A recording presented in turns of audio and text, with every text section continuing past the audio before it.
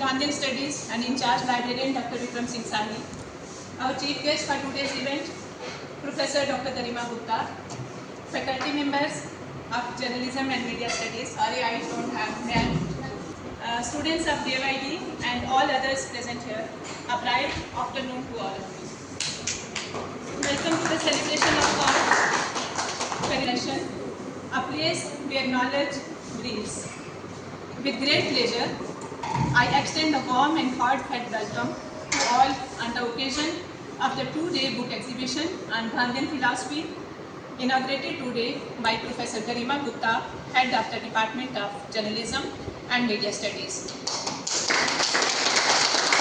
Under the able leadership of Director Gandhian Studies and our in-charge librarian, whose dedication has brought this initiative to fruition.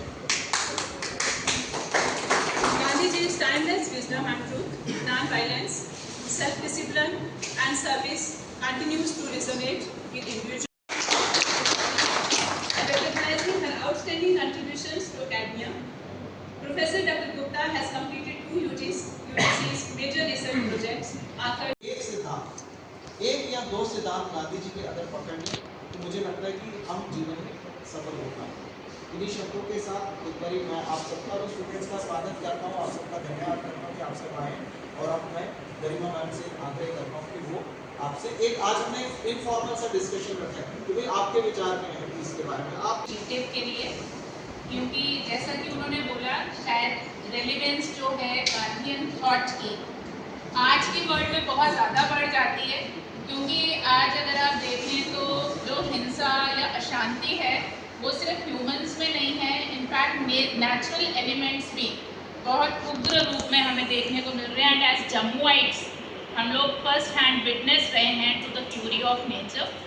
आएंगे उसी दुनिया को आप जिएंगे जिस दुनिया को हम जी रहे हैं हमने बनाई, क्योंकि हमारी जनरेशन ने नेचर इरोजन, क्लाइमेटिक चेंजेस ये सब इग्नोर किया, ठीक है ना। हमने प्रोग्रेस किया सिर्फ, ठीक है ना, इवॉल्व नहीं किया।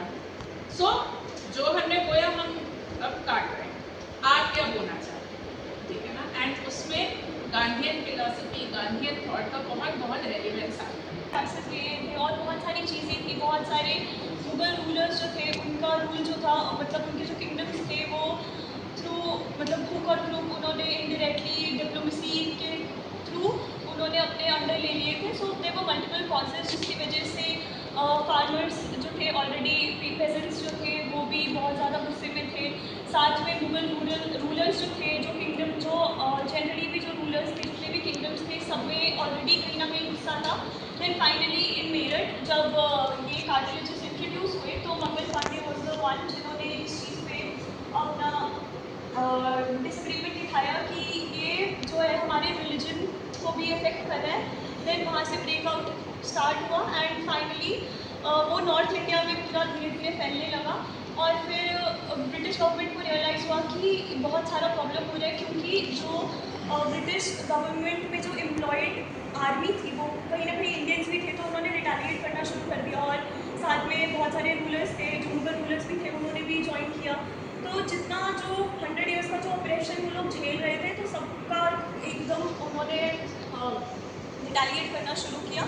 एंड फाइनली ब्रिटिश ने जब अपना रियलाइज़ किया कि जो हमने कमियां थी, तो उन्होंने 1857 रिवोल्ट जो था वो वहीं पे नॉर्थ इंडिया तक ही वो एक्सपैंड हुआ, बाद में उन्होंने बंद कर दिया। एंड फिर कुछ और रूल्स लेके आए, जैसे ऑल इंडिया का ट्रेड जो रूट था वो किसी को नहीं पता था। तो पहले वास्को डी गामा ने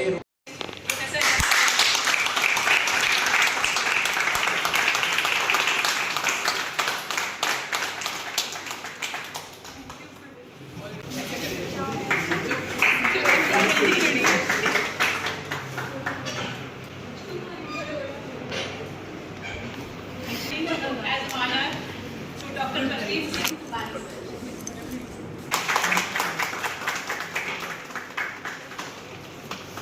Please honor Dr. Ramya Gupta by giving her a small answer.